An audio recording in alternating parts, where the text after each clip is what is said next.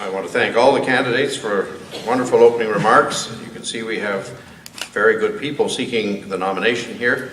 The questions now will deal with three different areas. The first is healthcare, and as I say, these questions have been prepared by a committee. They're not mine.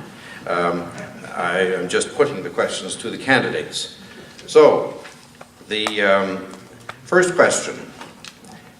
Many people say that reductions in the number of frontline nurses in our hospitals has reduced the quality of the health care that is being delivered to Ontario residents.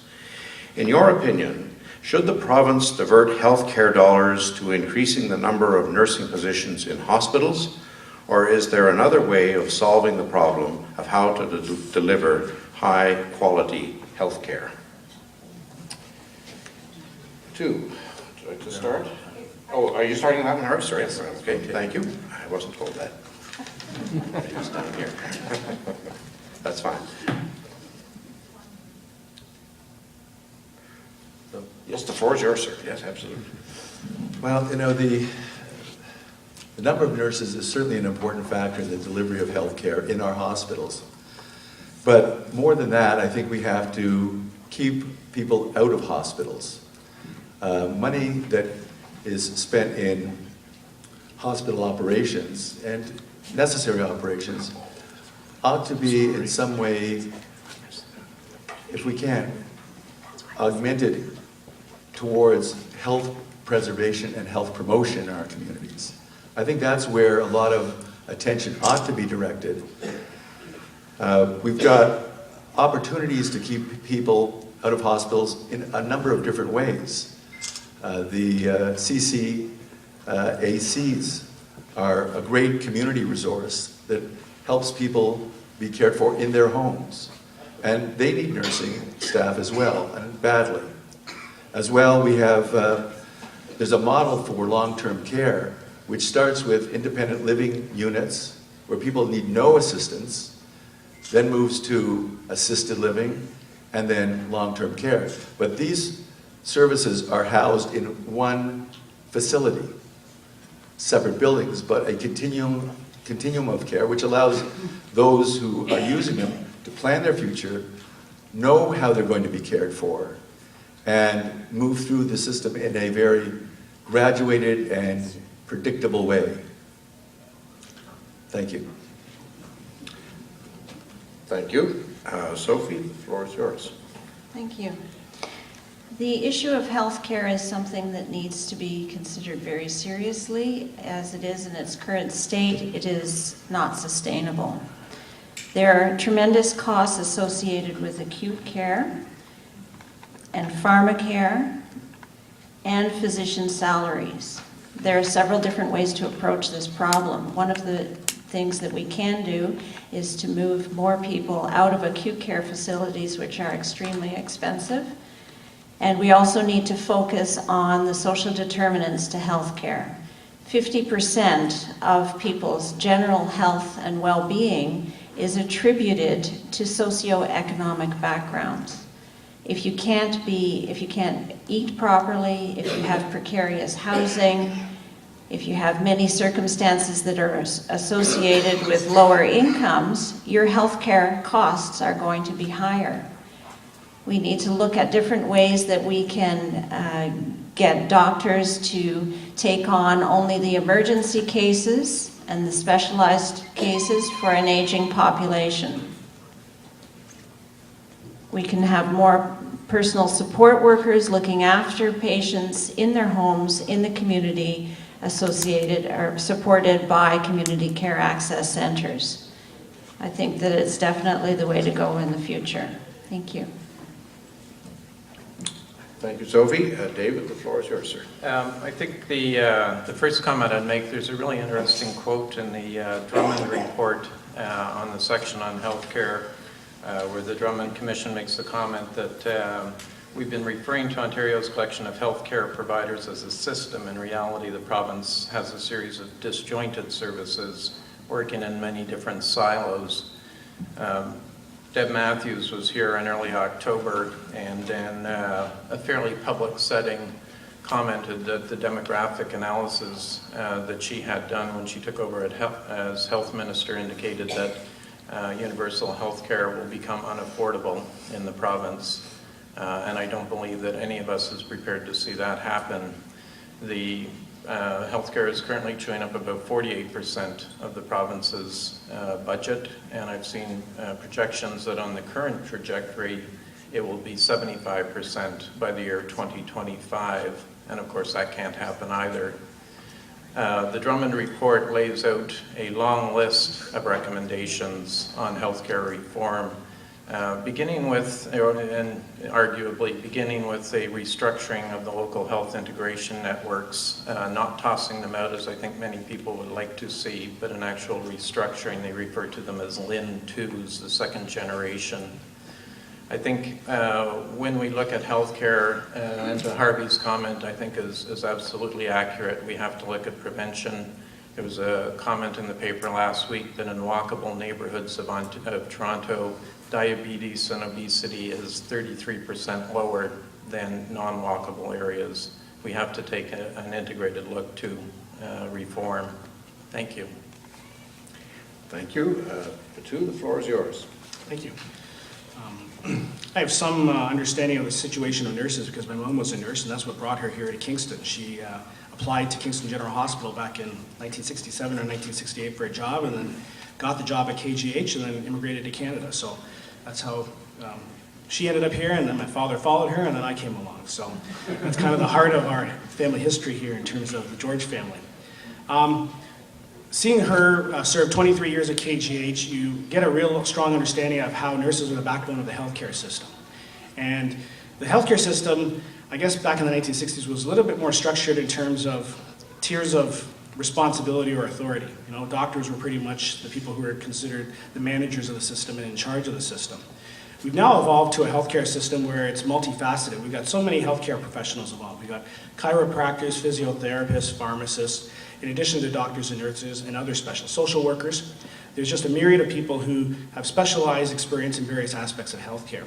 The real question is, how do we make sure we have the right mix of healthcare professionals in our healthcare system? Is there a shortage of nurses? Yes, given our present healthcare system, absolutely. There's no doubt about that. If you're asking the nurses to be the backbone of the healthcare system, then you've got to have sufficient number of nurses to be able to look after patient care adequately. However, to do that within our present budget situation and not increase costs for healthcare, you're going to have to make some serious decisions about where you're going to reallocate priorities. Does that mean we're going to reduce the number of doctors? Does that mean we're going to reduce the number of other specialists in the healthcare system? These are the challenges that we have to address, but we're not going to be able to address those adequately unless we get accurate information as to who does what. And I think one of the things that we have to be cognizant of is that healthcare professionals, through their labor negotiations, decide what each healthcare professional can do. And we got to be mindful of that because, of course, there's going to be overlapping responsibilities. Can nurses do some of the work that doctors do? And so on and so forth. So I can give you some more information later, but my time's running out. Thank you. Thank you, Batu. Okay, the next question then is the following one. Kingston is known as a retirement community. This can cause additional stresses on the healthcare system. What steps can the provincial government take to meet Kingston's special healthcare needs? We will start with Sophie on this one. The floor is yours. I think one of the things that we need to focus on in this community with respect to seniors is providing them with more support to stay in their homes, which is one of the things that's going to allow them to have better health. We need to make sure that we support them through adequate pension plans, and revising the pension plan in Ontario is hopefully going to have a trickle-down effect in that regard. I think that we need to also focus on making sure that we have adequate resources attributed to things like brain care, mental health, Alzheimer's prevention programs, considering that we are an aging population. And that's all I have on that one, I'm sorry. No problem. David, the floor is yours, sir. I think there's an amazing statistic that I came across a week or so ago. In Canada right now, there are about 5,800 people over the age of 100 And it's estimated by 2065, that number will mushroom to 73,000 people, essentially this population of the city of Sault Ste. Marie. We are going to have to, not just in Kingston, but in communities across Ontario and across Canada indeed, change our view of healthcare and aging. There's some interesting work being done in Denmark right now where the building code, and we're seeing a bit of that here in Ontario, where the building code is being changed to accommodate the needs of seniors. Denmark seems to be many years ahead of us in terms of housing designed to accommodate seniors. In terms of the healthcare system, I think, and it touches on what Sophie said, it's a case of us looking at alternative approaches to care delivery, community care, in-house or in-home care, and the supports that people need. I've heard John on so many occasions talk about the Bowling Green Apartments here in town that has care. Care that, on a pilot basis, care was put into one of the units in the apartment buildings, and it led to 3 of the residents being able to take their names off the waiting list for nursing care. Clearly, we have to look at expanding projects like that across the province. Thank you. Thank you, David. The floor is yours, sir. Thank you.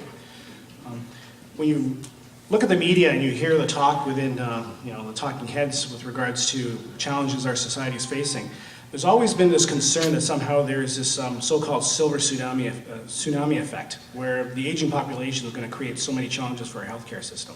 That doesn't have to be the case. I mean, if you have proper management of the healthcare system, you can handle and provide services for all our citizens. I think one of the things we have to be aware of is what are the factors that are creating challenges within the healthcare system. One of them is not having enough doctors who specialize in elder care. This is a little bit of a touchy issue, especially with the Ontario Medical Association, because the question is, how does the government influence who goes into what area of specialization? If you have an increasing aging population, but you don't have sufficient doctors who specialize in elder care, then obviously you're going to have a challenge there.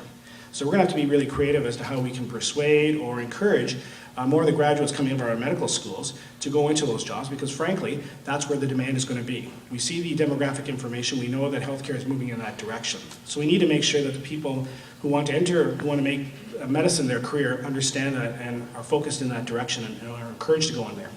My colleagues have already talked about home care. If we can create a system where we can encourage people to stay in their homes as long as possible, that is the best form of delivering health care, not only just to seniors, but to all Ontarians. To do that, however, we're going to have to make sure we have sufficient staff, properly constituted community care access center, as well as having sufficient nurses and other specialists. The most important aspect, however, is exchange of information. If family physicians and hospitals and clinics do not have information with regards to a patient when they're leaving hospital or when they're going into hospital or when they're being sent home, and you don't provide the healthcare supports to help them in their home, then what ends up happening is you just have these people go back into hospital again. And we need to fix that. The Government of Ontario is committed to doing that in part through electronic medical records, and we need to continue to focus on making improvements to the system like that. Thank you. Thank you, Batu. Harvey, the floor is yours. Thank you. Well, I think that the question really is with respect to Kingston as a retirement community and what the impact of care of an aging population is going to have on our ability to deliver health services in this community. First of all, I think we need a representative at Queen's Park who's going to speak for our community and make sure that the government has programs that are available to address that concern. Everyone has spoken about the various programs, keeping people in the home with CCACs, developing integrated long-term care facilities that have a graduated approach in terms of the need for care of the people using the facility. But once those programs are available, we have to be certain that the investment is made where it's required. Kingston is, I think, second to Victoria, BC, one of the most popular retirement communities in the country. So we're going to be affected more in Kingston. We're going to need more attention in Kingston. And we need somebody at Queen's Park who can focus that attention where it's needed.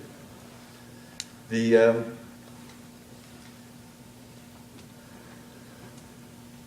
problem with the backups recently in, and it's going to affect the rest of the population, not just the elderly people using the healthcare system, because the problem with emergency facilities at hospitals being backed up is because beds in an intensive care facility are being occupied by people who have nowhere else to go, and I think the health community calls them bed blockers, which is not a good term, but we need to make sure that there are places for those people to go in our community.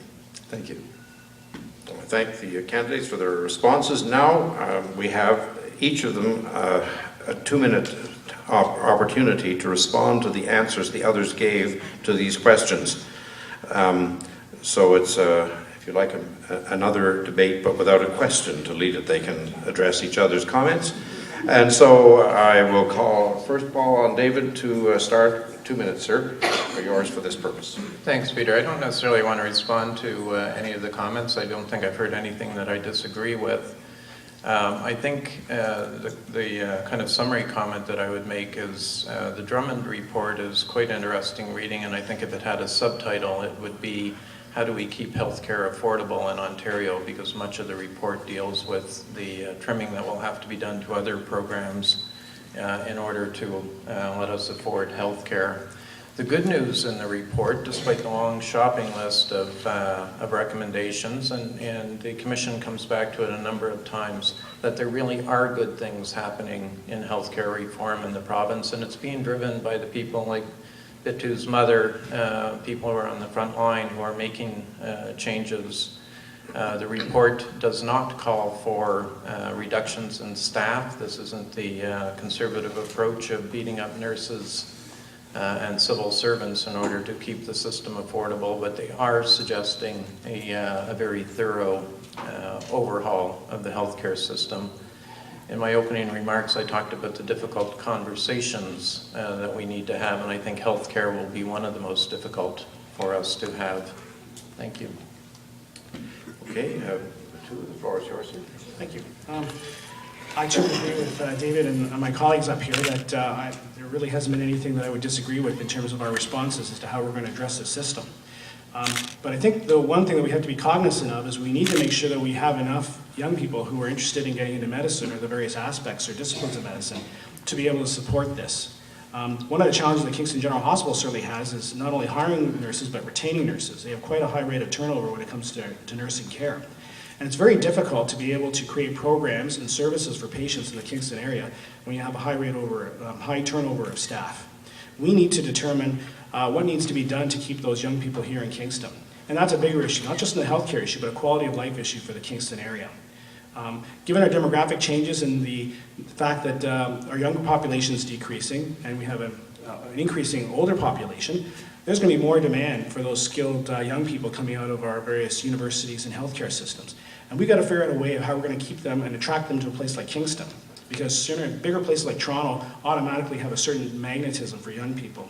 And we've got to figure out how we can get those young people to come here, otherwise we will have some significant challenges with regards to supporting our healthcare system. And the reforms that we need to make to bring in home care and have adequate care in the hospitals is going to be that much more difficult simply because we don't have the staff.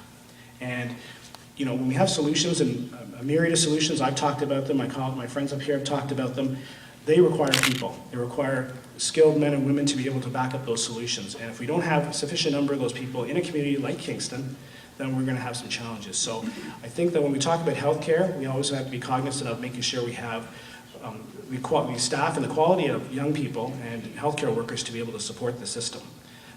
Given the demographic challenges, that's going to be an increasing issue as we go forward in the years and decades to come. Thank you. Thank you. Harvey, the floor is yours. Thank you, Mr. Milliken. You know, I'm a great believer in procedure and following procedure. I think it gets jobs done in an effective and an efficient way. At this point in the program, I'm supposed to respond to what's been said and not introduce new topics. I think Steve and Bitu appreciate my approach to this issue. And so, you know, my response to what's been said is certainly supportive. I think everybody has a good idea of what the challenges are, about the ways in which we can address them, and how they affect this community in particular. And I'm certainly not going to say anything new because that's not the purpose of my response. Thank you. Thank you, Harvey. Sophie, the floor is yours. Thank you. Well, now you've taken the wind out of my sails. I think we're all definitely studying from the same book, and that's a good sign for the Liberal Party that it's consistent, the messaging is consistent, and I'm going to try my best to not think of another subject to bring on, but I do go back to my original statements regarding social determinants to healthcare. We need to make sure that we do everything that we possibly can to support seniors in our community. And if it's alternative housing with graduated levels of service and care within those units, that's an alternative that we should look at. I think that in terms of who's sitting in front of you today, we need to make sure that we decide who is the best candidate, who can be open to new ideas and look at fresh new approaches while working together with others. That's it. Well, thank you very much. We move to the second area then, which is education. And the first question is the following one. Studies have shown that there is a demand for well-trained tradespeople in Ontario. In Kingston, there appears to be a number of students who would like to enroll in apprenticeship programs, but a lack of positions is frustrating them. What do you think the province should do to help provide apprenticeship opportunities in the Kingston area? I now call on the candidates, and the first to respond to this one will be Batu. Thank you. Yours, sir. Thank you very much. With regards to the challenges in the skilled trades industry, certainly there's been a lot of talk about this, especially with the newly establishment of the Ontario Council of Trades, which has been established to be a professional regulatory body to regulate people in the trades professions. Certainly a lively debate, an issue that's coming, that's before us right now is what they call apprenticeship ratios. How many apprentices can you have working with a skilled trade person in a workplace? There seems to be quite a difference of opinion with regards to the ratios. Ideally, I think most everyone would agree that if you're in a situation where you can have one or more than one person apprenticing per skilled person in the workplace, that would be good. We know we have a challenge with skilled trades. We know that the average age for many of our skilled trades, whether it's plumbers or electricians or craftsmen, is near or around 60 years of age. So there's going to be quite a glut, I guess, or there's going to be quite a large number of openings in a few years' time when many of those individuals choose to retire. And if we are not able to supply the skilled young people to fill those positions, then we're going to have a challenge finding plumbers when we need a plumber or an electrician when we need an electrician. Not to mention the fact that if you don't have enough skilled people in the trades, obviously costs go up because of the shortage of skilled workers. So we need to be cognizant of what the public interest is with regards to the apprenticeship ratios. The other thing we need to do is we need to encourage the attraction of skilled trades in our school system. When I was in school, we did have an auto shop class, we did have tech shops as part of our school programs, and they started phasing them out. And now we're sitting here complaining about the fact we have a shortage. Well, I guess it's not really surprising why we have a shortage when we didn't really emphasize that as a career option, when everything was focused, unfortunately, on going to university or some mention of college. But we need to fix the education system so that trades are just considered as attractive and viable a career profession as the other streams of education we have. Thank you. Thank you, Batu. Harvey, the floor is yours. Thank you. Now, the question of opportunities being lacking for apprenticeship, for those who already have the basic training at our community colleges is a troubling issue. It does indicate that there is a lack of actual economic activity in Kingston then for those who wish to get on-the-job training, apprenticeship training, in their particular trade. And so I think it's part of the answer, of course, is to work on economic development in our communities so that we do have projects that demand the manpower, that will give the opportunities to those seeking to further their qualifications in skilled trades by participating in an apprenticeship program. The other thing that we might do, though, as a province is try and balance out the opportunities for apprentices within the province by providing an allowance for them to go where the opportunities are available.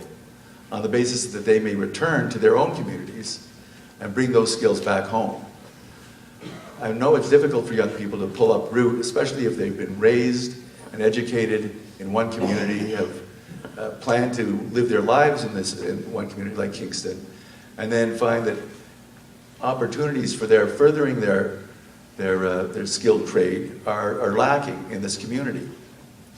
But if we can assure them that there are opportunities elsewhere, that they can take advantage of those opportunities and be assured of being able to return home to perform their trade skills at home, I think that would go some distance in answering the problem about the lack of opportunities in the skilled trades field. Thank you. Thank you, Harvey. Sophie, the floor is yours. Thank you. I think that one of the things that we need to do to encourage more people in apprenticeship programs is to, again, I support what Bitu says there, is start in the high school level. In the office, we had some excellent co-op programs, and I have to say that the product of our first co-op student is sitting here in the second row, Maddie Ross. She was absolutely amazing. I had never taken a co-op student before from high school, and we always dealt with students in university and found that maturity level was an issue and preconceived ideas about what the field was going to bring to them. And in this student in particular, we were absolutely blown away. We need to make sure that the education system is overhauled to create room for co-op students and foster a really good situation for students going forward, whether they end up getting into apprenticeship programs or skilled trades. It's definitely something that we should look at. And I think that the experience that we've had in the office has been an excellent example of that. Thank you. Thank you, Sophie. David, the floor is yours. I think there's quite a stunning statistic when you look at the apprenticeship program in Ontario. We have no better than a 50% completion rate in apprenticeship programs, and in some trades that drops down to about 35%. That's obviously a problem. We don't seem to have a problem, or a major problem doesn't seem to be getting kids to go into trades. It's having them complete those trades. What the reasons are for that might be varied. It might be young people deciding that that's not really the career that they wanted. I'm sure there's some of that. But I suspect the large percentage of the dropout rate has to do with young people returning to school and then coming out and having to find another 4-month placement, or whatever the placement happens to be, the length of time. I mention that, and I also look at the fact that in the economic statement that the government brought down in the fall, we've committed to $35 billion in infrastructure development, and I can't put the two of those stats together. If we are going to spend $35 billion in the next 3 years in infrastructure, surely we can incorporate apprenticeship programs into that work that ups our success rate, our graduate rate, well above 50%. I think cohesion in our government programs is an issue, and I think this is a case where we can easily find some cohesion. Thank you. Thank you. Thanks for all the suggestions put forward.